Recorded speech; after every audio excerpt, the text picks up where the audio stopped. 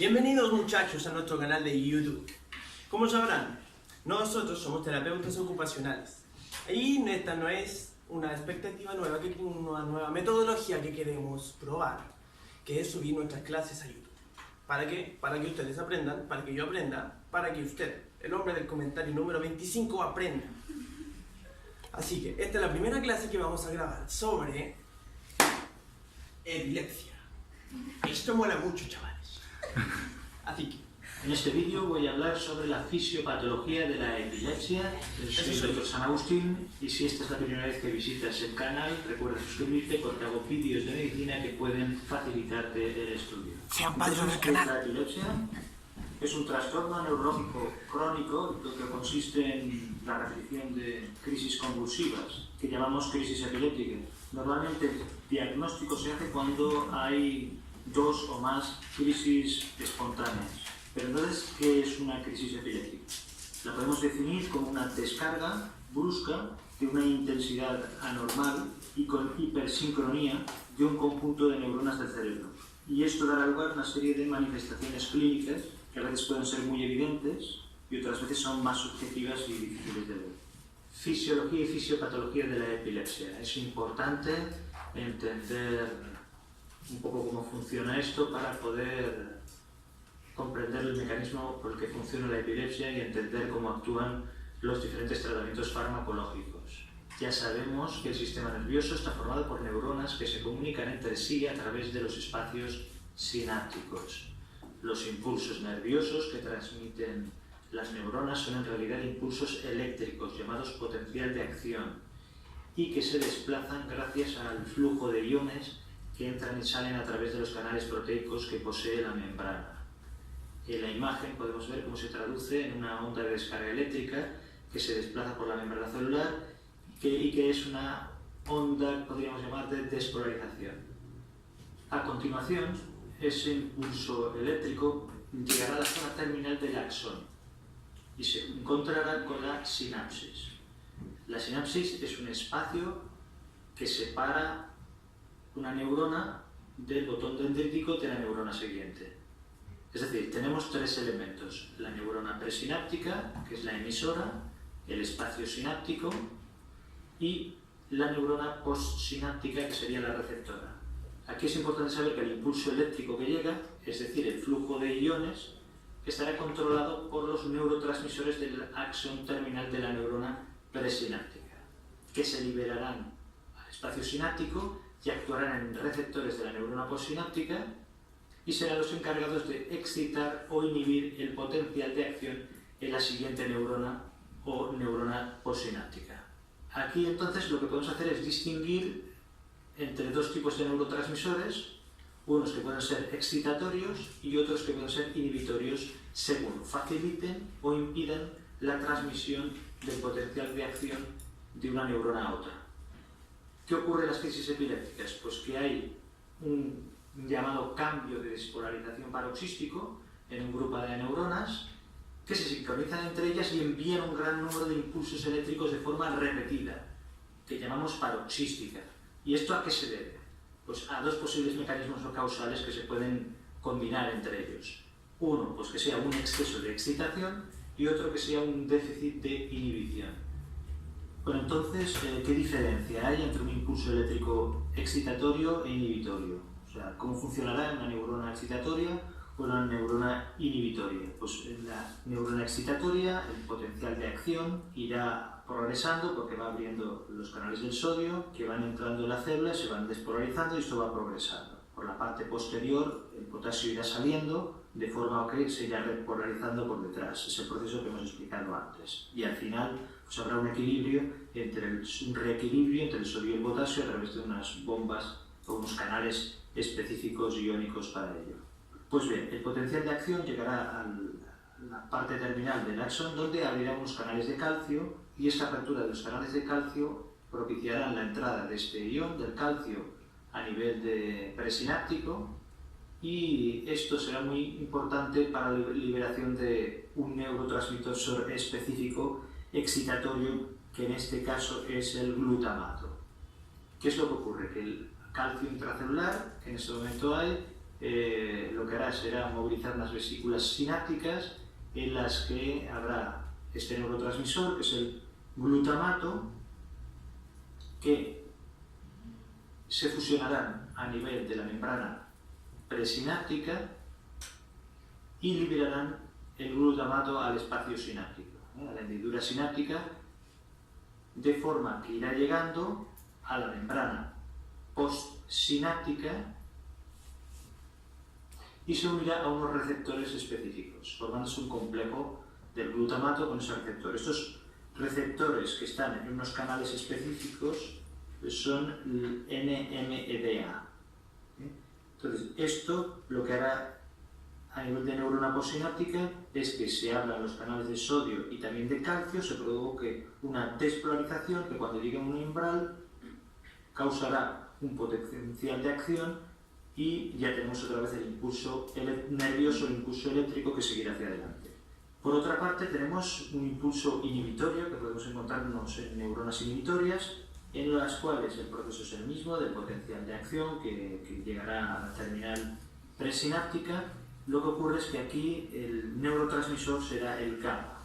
Se formarán unas vesículas que se fusionarán con la membrana presináptica y liberarán el GABA al espacio, a la hendidura sináptica, y llegarán a unos canales específicos y contactarán con unos receptores, que en este caso son los GABA-A, y esto es lo que propiciarán es la apertura de unos canales por los cuales, a través de los cuales entrará el cloruro, que tiene carga negativa, y lo que ocurrirá aquí es que esto neutralizará el efecto anterior que hemos explicado, de forma que lo que hace es inhibir el impulso eléctrico y que sea más difícil que se alcance el umbral.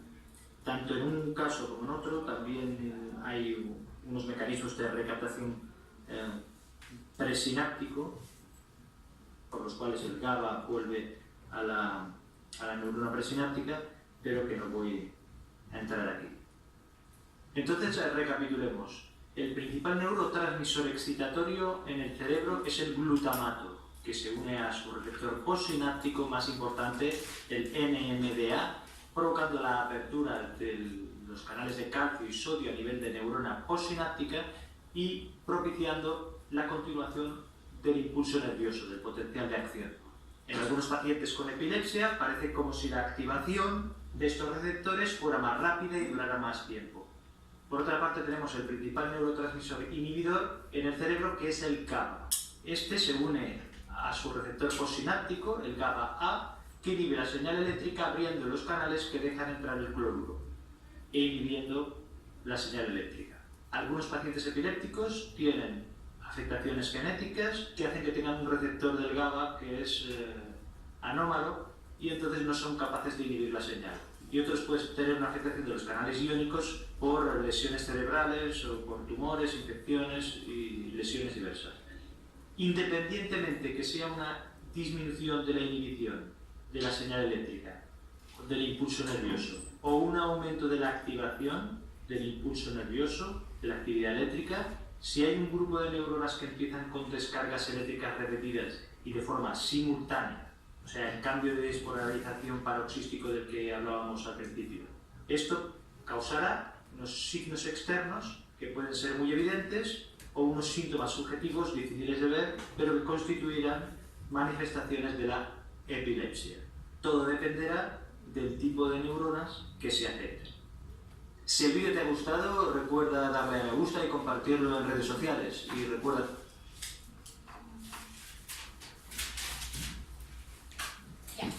Bueno, chiquillos, nosotros quisimos presentarle a ustedes antes el video que nosotros buscamos y recapitulamos varias cosas. Y bueno, mi nombre es Rocío, mi nombre de mi compañero es Andrés y nosotros les vamos a hablar un poco más sobre la epilepsia. Bueno, primero vamos a hacer la definición de la epilepsia. ¿Qué es? Como habían dicho en el video, es una enfermedad crónica caracterizada por varios trastornos neurológicos, ¿ya? Que se originan por predisposiciones en el cerebro para desarrollar convulsiones recurrentes. Como mencionaban incluso en el video, la parte final, que se realizaban varias actividades eléctricas dentro del cerebro. Para esto, crisis epiléptica epiléptica o la convulsión ocurre cuando hay una actividad eléctrica anormal en el cerebro, por lo que provoca un cambio involuntario en el movimiento o función del cuerpo o la sensación. De corta duración, eso es muy importante. La epilepsia dura alrededor de, unos segundos hasta máximo 5 minutos, que no es muy recomendable que dure tanto porque puede llevar a causas más graves. Y un dato freak, que se ve medio borroso, no todas las personas con convulsiones son epilépticas. Ya, eso es muy importante. No porque yo tengo una convulsión quiere decir que yo voy a ser o tengo la enfermedad de epilepsia. Ya, eso solo se hace por medio de hallazgos patológicos en una clínica y que te hagan varios exámenes para ver si es que sí o sí tienes epilepsia. Bueno, para plantearnos nuestra primera pregunta, ¿qué es la epilepsia? Acá tenemos una definición de la OMS en el año 1979 que dice: es una afección crónica de etiología diversa caracterizada por la repetición de las crisis, lo cual hay que hacer énfasis en lo que dice repetición de las crisis, las cuales resultan descargas excesivas de neuronas cerebrales, sea cual sea el origen clínico de ellos. ¿Ya? O sea, que si se presenta una convulsión de solamente una vez, no quiere decir que sea epilepsia porque tiene que ser repetitivo. ¿Ya? Por eso hago énfasis en la palabra de repetición. Acá tenemos una definición de la Liga Internacional contra la Epilepsia de 1993, donde se define epilepsia como una condición caracterizada por convulsiones recurrentes, donde se vuelve a marcar la misma palabra de repetición, 2 o más. Este signo sería el resultado de una descarga neuronal anormal y excesiva de un grupo de estas células en el cerebro. Se manifiesta como alteraciones de comportamientos motoras, sensoriales o del sistema nervioso autónomo. ¿Qué quiere decir esto? Que no solamente se puede presentar como una convulsión, sino también puede ser de otra manera como sensoriales, motoras y además acá en el sistema nervioso autónomo. Las 3 principales características son la pérdida de conciencia, que no siempre generalmente se van a ver, depende de la caracterización de aquella, la naturaleza paroxística de los ataques, o sea que es algo muy anormal, muy excesivo y pierde como el ritmo del funcionamiento. Y su naturaleza estereotipada, que son idénticos casi todas de las 2 veces. Ya. Nuestra segunda interrogante: siendo la epilepsia una enfermedad que afecta el sistema nervioso central, en los 2 mecanismos afectados, o sea, tanto el exceso de excitación y el déficit de inhibición, es posible que la alteración de una sola neurona logre llevar a cabo un episodio epiléptico. Bueno, nuestra respuesta es no, debido a que una sola neurona no tiene la capacidad de desencadenar un efecto de tal magnitud.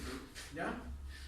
Ahora, de acuerdo a un grupo de neuronas, deben trabajar en conjunto para sumar sus potenciales de acción, ¿ya?, en tanto en el espacio y el tiempo para lograr un cuadro de epilepsia. ¿Ya? ¿Alguien tiene alguna duda sobre esta interrogante?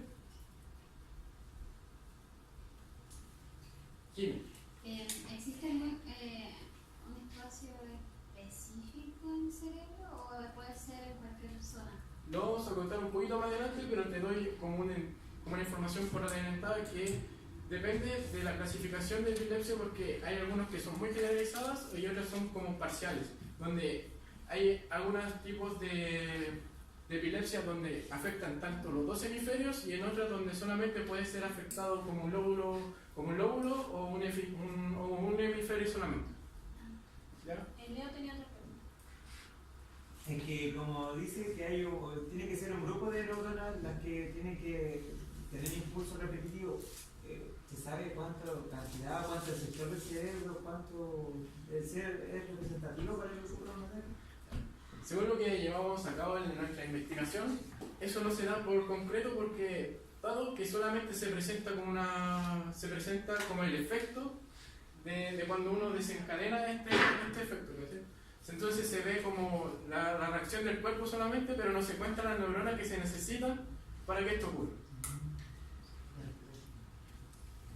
Ahora, tercera interrogante: la epilepsia es provocada por cambios de despolarización paroxístico. o sea, abreviación CDP, en el sistema nervioso central. Describe el proceso dañado, sus estructuras y relaciones con neurotransmisores y receptores.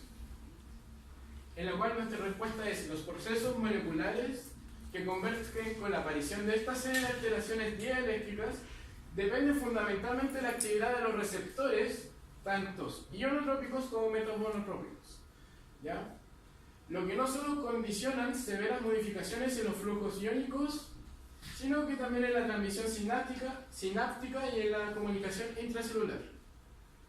O sea que nosotros vamos a ver que hay una relación fundamentalmente tanto en los receptores como en el neurotransmisor. Como también vimos en el video, se puede recalcar el receptor del GABA y el receptor del glutamato. ¿Ya? ¿Alguien tiene alguna duda con la pregunta anterior? ¿Ya? Sí, no, pero va adelante. ¿Va adelante? ¿Seguro? Sí. ¿Sí? Bueno, describan los dos mecanismos afectados en cambio de despolarización paroxístico en la epilepsia. El primer mecanismo es el exceso de excitación, ocurriendo en múltiples potenciales de acciones que se suman al transcurrir el tiempo, provocando bruscos impulsos nerviosos. Mientras que el segundo mecanismo, que es el déficit de inhibición, por parte de la neurona inhibidora, genera potenciales de acciones que son incapaces de ser inhibidas. Por una parte, el exceso de excitación empieza a mandar potenciales de acciones, o sea, impulsos nerviosos que van a desencadenar un efecto en el cuerpo, lo cual puede ser como arrojar algún objeto. Lo otro sería como aumentar el tono muscular, que lo vamos a ver un poquito más adelante. Y la inhibición, en cuanto se mandan estos potenciales de acción normalmente, o si es que se combinan, pero es incapaz de inhibir estos potenciales de acción. ¿Ya? Como en el video también salía representado que por genética se puede tener una modificación en el receptor del GABA. ¿Alguna duda? Bueno, para eso nosotros quisimos clasificar las crisis epilépticas en 4 puntos. Primero, las crisis parciales, que se puede dividir en dos: en crisis parciales simples y en crisis parciales complejas. Las simples, en ellas se preserva la conciencia. O sea que yo sé que me está ocurriendo un ataque o una crisis de epilepsia y sé lo que está pasando alrededor. Se especifica en la corteza cerebral, como bien decía la Jime, donde se ubicaba en específico como la activación neuronal. En la crisis parcial simple se localiza en la corteza cerebral, ¿ya? Que se manifiesta dependiendo del sitio del lugar. Bueno, la crisis parcial compleja es una pérdida de conexión con el medio. O sea, ahí sí que yo no sé qué está pasando, no sé qué me está sucediendo y yo no sé nada. Son recuerdos parcelados que se tienen. O sea, que yo me acuerdo que me caí, me acuerdo que había alguien y chao, nada más. Duran entre 1 y 2 minutos y es una descarga en la corteza del cerebro, en el lóbulo temporal o en el lóbulo frontal. Ya pueden conllevar automatismo, taquicardia o palidez. Las crisis generalizadas también se dividen en dos: en crisis atónicas y en crisis tónico-sioidas. Sí. La pérdida es la pérdida momentánea de conciencia con un tono muscular, lo que provoca una caída repentina y sin defensas. La crisis atónica es peligrosa por lo mismo, porque uno se puede caer en cualquier parte, producir un golpe en la cabeza o producir algún tumor o algo en el cuerpo. Y la crisis tónico-piónicas es la pérdida súbita de conciencia, sacudidas rítmicas, la salivación. Es la epilepsia que más se conoce o la que más uno tiene conciencia. ¿Ya? Las criptógenas, que son epilepsias de las que se cree conocer el origen orgánico, pero no puede ser probado. Y las crisis sin clasificar, que son unas crisis específicas, crisis distintas, o sea que no se ha investigado mucho sobre ellas. Y bueno, nosotros el medio de clasificación que usamos fue en función de la sintomatología, ¿ya? Por eso la clasificamos 4.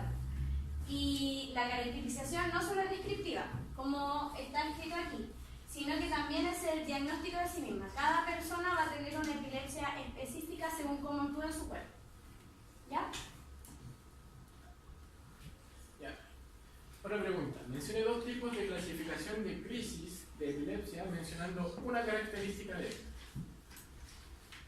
Ahora necesito la participación de mis queridos alumnos. ¿Alguien tiene el agrado de mencionarme la respuesta de esto? Ya, Veo que hay muchas manos levantadas. A ver, ¿quién es el primero? Ya. Dale. La crisis parcial simple, ¿Ya? que en esa no se pierde la conciencia y Ya. se ocurre la corrección cerebral. Perfecto. ¿Alguien más? A ver, de todas las manos levantadas. Vamos a participar. La idea Es es un agrado. participar todos. Construyamos el conocimiento. Allá, Karen. También estaba dentro de la crisis generalizada las atómicas, que era donde se podía ver que había pérdida momentánea de conciencia y lo del tono muscular. Ya, perfecto. Perfecto. Muy bien. Ya. Pasemos con la grado 2. Mencione 2 diferencias entre las crisis epilépticas parciales versus las crisis epilépticas generalizadas. ¿Qué eran las crisis epilépticas parciales? ¿Alguien lo anotó? ¿Alguien tomó su apunte? Se conserva la conciencia. Ya, perfecto. ¿Y la generalizada? Pérdida. Pérdida de conciencia, ya. Esa es la diferencia más grande que tienen estos 2 tipos de crisis de epilepsia. Perfecto. Bueno, también nosotros recogimos unos pocos síndromes epilépticos que fueron escogimos los 6 más comunes. Ya, en ellos está la encelopatía epiléptica, que considera que las crisis convulsivas contribuyen al establecimiento de un trastorno progresivo de la función cerebral. ¿Ya? ¿Qué significa esto? Que son crisis que participan del funcionamiento cerebral y que va avanzando según, con el sujeto. ¿Ya? El síndrome epiléptico benigno es fácil de tratamiento o no necesita tratamiento, ¿ya? Porque es autolimitado y el tiempo no representan secuelas, o sea que son síndromes que sufren una crisis pero no producen nada mayor, no necesitan nada más. Y un síndrome epiléptico o epilepsia refleja son todas las crisis comiciales que desencadenan por un estímulo sensorial.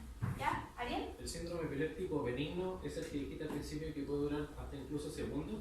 Claro, sí. Es uno de los más fáciles de tratar porque no requiere de algo o una pastilla o un fármaco que esté tranquilizando a la persona, por decirlo así. José. ¿A qué se refiere con crisis comiciales? Las crisis comiciales son como crisis que le ocurren, que sabe que le van a ocurrir. Por ejemplo, me dan 2 crisis cada una semana. O sea que son como crisis repetitivas, claro. Y yo sé que me van a dar 2 veces a la semana una crisis. Son como un horario, un organigrama que se llama. Los síndromes epilépticos, el síndrome epiléptico o epilepsia reactiva son los que reaccionan con situaciones previas, ¿ya? Por ejemplo, si me estoy haciendo un masaje o algo que tenga que ver con la electricidad de mi cuerpo, yo salgo y me dio un descontrol eléctrico en el cerebro. Y ahí se me puede producir una epilepsia. El síndrome epiléptico o epilepsia idiopática no tiene lesiones estructurales cerebrales subyacentes ni otros síntomas o signos neurológicos o periodos intercrisis. Son presumiblemente genéticas y estas reglas por un patrón edad dependiente. ¿Ya? Esto es específico, es genérico y depende de la edad, como anteriormente dijimos. ¿Ya? Comúnmente se da más en la edad básica de una persona, cuando es niño o ya adolescente. Síndrome epiléptico o epilepsia sintomática son las cuales identifican lesiones estructurales cerebrales responsables de las crisis. ¿Alguna vez? Esas son las 6 síndromes epilépticos más comunes que existen. Me gustaría contar si es que alcanzaron como a tomar apunte bien de los síndromes, ¿no? ¿Podrías devolverte un cachito de la hora? Sí. ¿Alguien más falta con los apuntes? Ahí como para que levanten la mano y... Podría subir el power después mejor. Ah, sí, pero... Para la presentación. Mientras más escriban mejor. Sí. Seminarios. ¿Ya? Ya. Y también mencionaron si querían alguna duda, sugerencia. ¿La de atrás? La de atrás. Sí, pero... Háblelo, dígalo.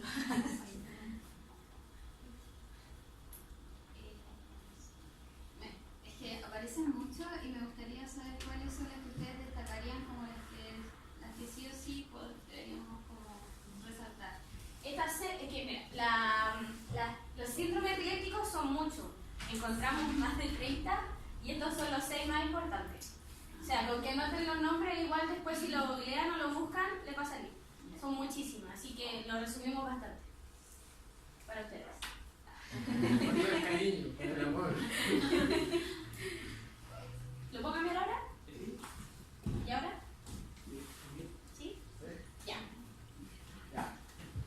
Describa 2 tipos de síndromes epilépticos y nombra sus características. Como todos tomaron apuntes, me imagino que ahora sí que hay una lluvia de manos. A ver. En las manos, ya. ¿El Ariel? Ya, uno es el síndrome epiléptico benigno ¿Ya? y otro sería el síndrome epiléptico o epilepsia refleja. ¿Ya? Ya, perfecto. ¿Y una característica de alguno? El benigno no necesita tratamiento, ¿Ya? es fácil tratamiento. Y el síndrome epiléptico reflejo ¿Ya? se causa por distintos un estímulo, o sea, todas las crisis comerciales se desencadenan por un estímulo sensorial. Ya, perfecto. ¿Alguien más que quiera? ¿Leo? Yo anoté la sintomática, el síndrome ¿Ya? epiléptico sintomático. ¿Característica? La característica que tiene que se produce por lesiones culturales. Ya, perfecto. ¿Alguien más? También tengo ¿Cuál? y la idiopática. ¿Ya? Son presumiblemente genéticas. Perfecto. Eso. ¿Alguien más? Ya, vamos a seguir avanzando. Ya, la sintomatología en general que nosotros vimos de la epilepsia, que en primer lugar hay que dejar claro que los síntomas dependen del lugar del cerebro en el cual ocurre, lo que decía la Jimé, y la alteración de la actividad eléctrica, por lo que se deduce que hay varios tipos de convulsiones. Y como dije también anteriormente, que se tiene que meter en la cabeza, en general duran pocos segundos o minutos, ¿ya? Y todos en general presentan un cambio en el nivel de conciencia, no recordar lo que pasó, el cambio de emociones, miedo, pánico, alegría, risa inexplicable, cambio de sensibilidad de la piel. Por ejemplo, usualmente la extendida del brazo, la pierna, el tronco, el cambio en la visión, destellos de luz e incluso alucinaciones, pérdida de control muscular, como las caídas, y movimientos musculares como espasmos. ¿Alguno tiene alguna duda sobre esto? Espero unos segundos para que anoten. Sí. Ya. Recuerdo que esta es la sintomatología general, ¿ya? O sea, en todas ocurre estos aspectos.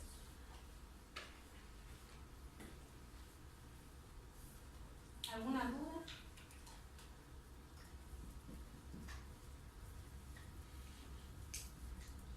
¿Puedo avanzar? ¿Sí? ¿No? Espera un ratito. Ya. Los veo entusiasmados queriendo y me gusta verlas.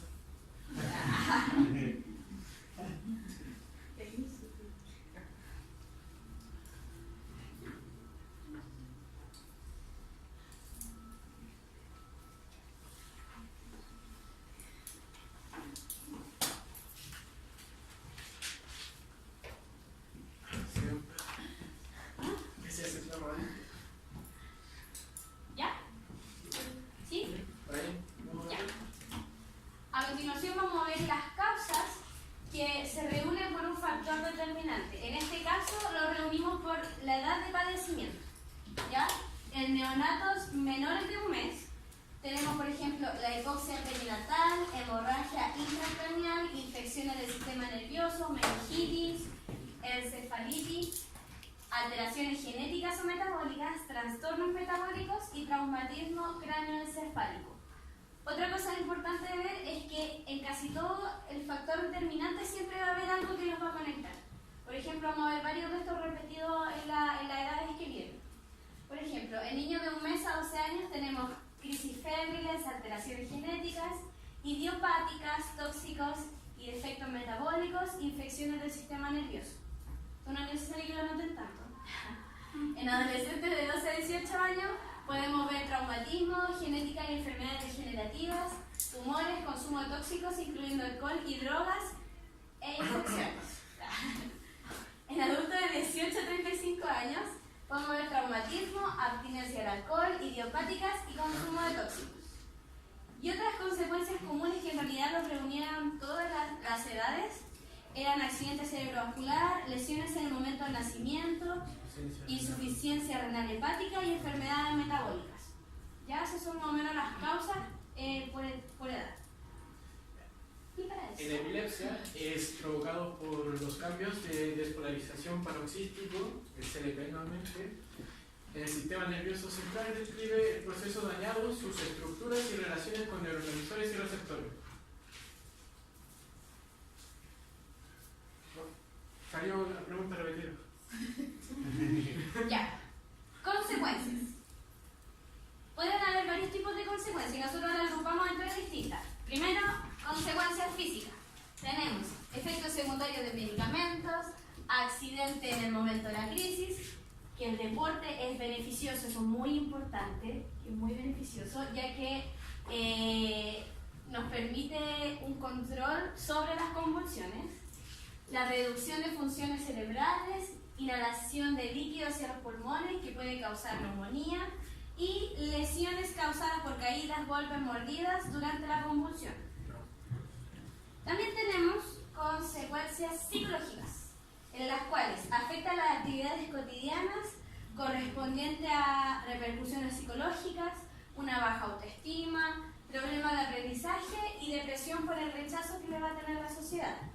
Y para eso también nosotros pusimos las consecuencias sociales, que por ejemplo una persona epiléptica va a tener un difícil ingreso a la escuela, rechazo de amigos y familiares y la sociedad en general, y una discriminación por parte de maestros y compañeros también en la clase, porque es una persona difícil de estar, porque si le da una crisis y es mi culpa, uno igual como que va a tender a alejarse de esa persona, según los estudios. Y para ello nosotros también pusimos unas recomendaciones que en el caso de que nosotros estemos con una persona que tiene una crisis de epilepsia, no mover al paciente por ningún sitio. Ya escucharon, no mover al paciente. ¿Ya? No moverlo. Dejar solo al paciente y observar las características de la crisis para luego dar aviso correctamente al médico. ¿Por qué? Porque es muy importante saber cómo, qué y cuándo le ocurrió. ¿Y qué pasa si al paciente o al usuario se está pegando en la cabeza? ¿Qué es lo que pasa? El usuario se va a caer y ahí hay que dejarlo. También otra cosa recomendable que viene ahora, protegerlo de lesiones, colocarlo en un sitio seguro, ¿cómo dejarlo en el piso? El piso es el lugar más seguro que van a encontrar, porque no se va a caer más abajo del piso. eso ya Tiene sentido. tiene sentido, no se va a caer más allá. También, por ejemplo, asegurar una buena oxigenación del paciente. Soltarle el cinturón, si el pantalón le queda apretado, sacarle el botón, desabrocharlo, colocarlo de lado, también es muy importante, porque cuando uno tiene una crisis de epilepsia tiende a salivar. Claro, lo recomendable es girarlo para que bote la saliva y no se atragante, pero es mejor dejarlo en el piso, porque nosotros tampoco estamos listos para atender una crisis. Karen, ¿tenía una pregunta? Era más o menos respecto a eso, porque hay casos de personas que tienden como A salivar. a tragarse la lengua o morderla. Claro, no, ahí es Ahí recomendable. viene, por ejemplo, la posición más que nada de primer auxilio. Claro. ¿Se acuerdan? De cúbito lateral, donde se deja la posición de seguridad. Lo ideal es que sea así. Esa es la posición de seguridad que se recomienda para la mayoría de casos así, que tienen una caída y cosas así. Bueno, no introducir nada a la boca. ¿Por qué? Porque la persona puede mover la boca, puede introducir la mano, te puede morder la mano, puede sacarle un diente o puede producirle algo peor que ayudar. Esperar que la crisis termine sola, no meterse ahí. Y máximo tiene una duración de 5 minutos. Ya cuando dura más, ya es algo grave. Ya algo que se tiene que llamar rápidamente una ambulancia porque ya es algo que está superando su rango biológico. Yo tenía una pregunta hace rato respecto a eso. ¿Qué pasa? ¿Qué daño neurológico puede ocasionar que una epilepsia dure más de 5 minutos? Como por ejemplo, hay muerte neuronal. No, es que, ¿qué es lo que pasa? Todas las epilepsias son distintas. Por lo que nosotros, si tiene una duración de más de 5 minutos, ya es necesario y es de urgencia llevarlo al médico. Porque ya está provocando algo más allá de una convulsión normal. Permitirle reposar en el periodo post-crisis. Ya cuando, si por ejemplo la persona perdió la conciencia, levantarla, decirle tranquilo, llevarle agua, o sea, atenderlo para que se vuelva a sus signos vitales normales. Y realizar un registro de crisis día a día. O sea, contribuir con el tratamiento y evaluar resultados del sujeto. Ayudarle al médico en ese aspecto. Y también está que, no se ve muy bien, no aplicar medicamentos ni estímulos de ningún tipo, porque nosotros no sabemos cómo va a reaccionar. Todo esto tiene que ser por prescripción médica. Por eso se tienen que hacer tantos exámenes de la epilepsia para ver qué tipo es, qué medicamentos da, qué tratamiento da. Ya, estas cosas son muy importantes, chiquillos, que se las aprendan. ¿Ya? Importante y no hacer énfasis igual en el registro de crisis día a día, porque mientras más información se tenga sobre lo que padece la paciente, es mejor el diagnóstico y el tratado de... Sí. Y medidas preventivas, esto va para todos, porque nosotros recomendamos evitar los siguientes factores. Ya, por ejemplo, bebidas alcohólicas, que es algo que se ve mucho en esta edad, en la universidad. Por ejemplo, su ingesta abundante y prolongada puede provocar convulsiones en el periodo de abstinencia. ¿Ya? La asociación de bebidas alcohólicas, como los medicamentos anticonvulsiones, aumenta los efectos tóxicos del alcohol, los efectos indeseables de los medicamentos y convulsiones. ¿Ya? O sea, bebida alcohólica hay que tomar, pero moderadamente. ¿Ya? Porque está... Igual muchos de los pacientes que sufren epilepsia por el fármaco que consumen no pueden consumir alcohol. Claro. Se recomienda que no consuman alcohol. La actividad física. La respiración agitada favorece, pero solo en algunos pacientes por la presentación de sus descargas anormales. ¿Ya? Como anteriormente se había dicho, el deporte es beneficioso, siempre y cuando uno haga la consulta si es que puede realizarlo y qué puede realizar. ¿Ya? El grado de restricción dependerá de la edad, de actividades acostumbradas, condición física. La realización de cualquier deporte debe mantenerse bajo supervisión. Eso también es muy importante porque un médico es el único que te puede decir si puedes o no, cuánto puedes y si es que definitivamente es preferible que no hagas actividad física. ¿Ya? La privación del sueño. Cuando el paciente requiera desvelarse, se recomienda que duerma previamente una siesta y luego prolongue sus horas de sueño. O sea, que hace mal dormir muy poco o hace mal dormir mucho. La idea es que en todas las... para prevenir en realidad la mayoría de enfermedades, el sueño es una de las cosas más importantes, ya que si descansamos bien, el cuerpo va a funcionar de buena manera. ¿Ya? Claro. El ayuno prolongado. La disminución severa de glucosa o azúcar puede provocar crisis convulsivas, aún en sujetos no epilépticos. Así que si alguien alguna vez tiene alguna crisis epiléptica y no toma desayuno, ya sabe, se lo dijimos. Suministras de medicamentos para enfermedades ajenas a la epilepsia sin prescripción médica.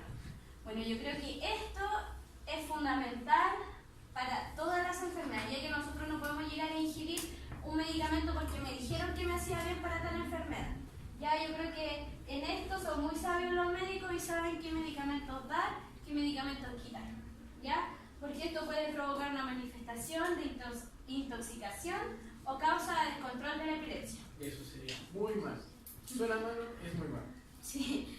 La suspensión de anticonvulsivos. La interrupción brusca del tratamiento puede ocasionar un estado epiléptico con convulsiones continuas y por más tiempo. O sea, lo que acá se quiere prevenir es que se realice una convulsión a largo tiempo, como de 5 minutos. ya que eso sí puede llevarte a la muerte, pero muy pocas veces, ¿ya? Hay que ser demasiado, tener todas estas cosas para llegar a la muerte, ¿ya? No es muy frecuente. Y para eso...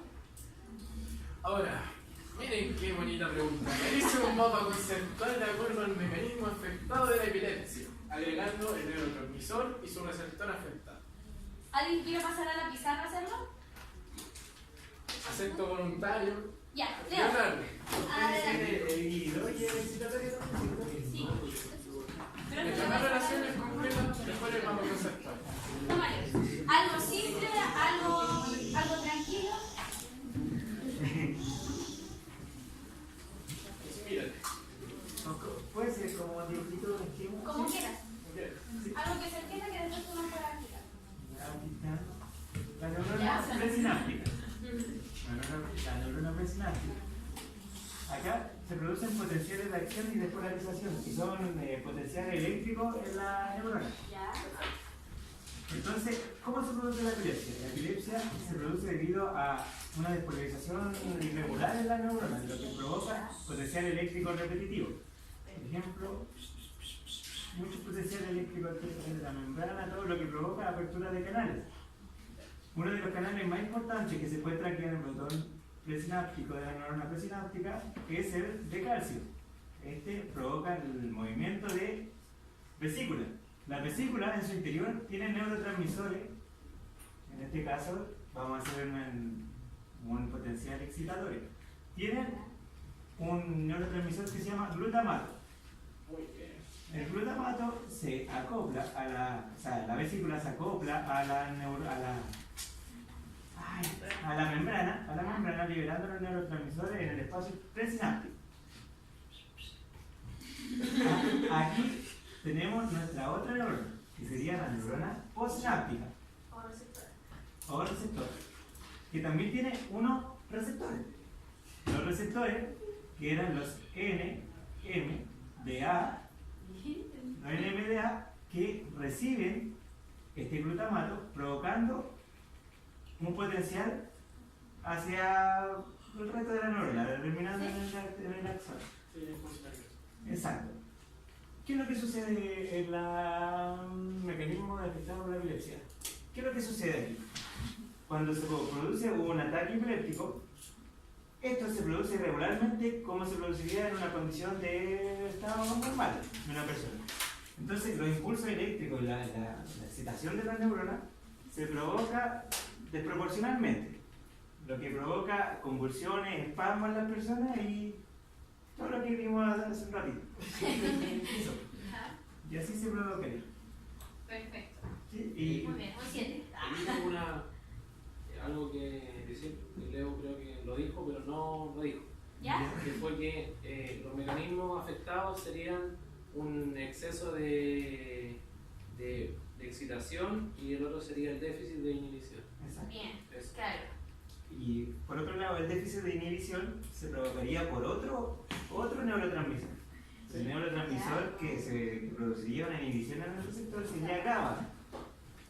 El neurotransmisor GABA que se uniría a GABA, al receptor GABA. Y eso provocaría una inhibición, y también la epilepsia se puede producir por un déficit de inhibición en la neurona receptor. Ya, bien. Muy bien. Felicitaciones, Leonardo. Tenemos 7 también. Tenemos 7. Pero nosotros no somos tan malos tampoco. Así que aquí tenemos un mapa conceptual para ustedes. Aquí igual se lo voy a explicar. La epilepsia es causada por el cambio de polarizzación ferrocístico, CDP, el cual afecta a diferentes mecanismos, que puede ser el exceso de excitación o el déficit de inhibición. ¿Ya? Los neurotransmisores afectados serían en cuanto al excitatorio.